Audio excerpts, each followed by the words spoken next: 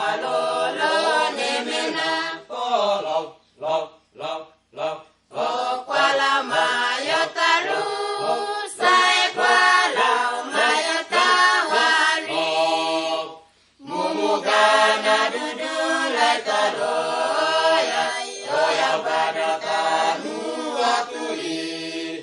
Sabati malala menate gabreno kainana yoga.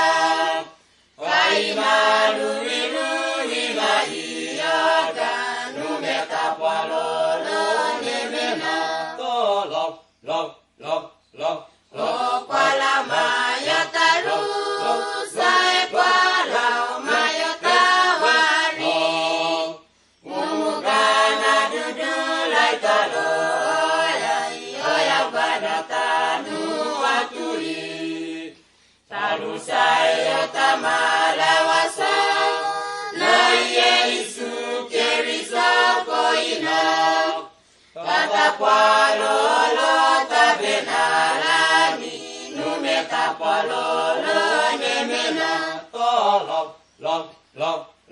lo kwala maya taru sai kwala maya tawari mumugana dudu laitalo ya badatanu waturi oterni geleta miago go kala kala tem siboma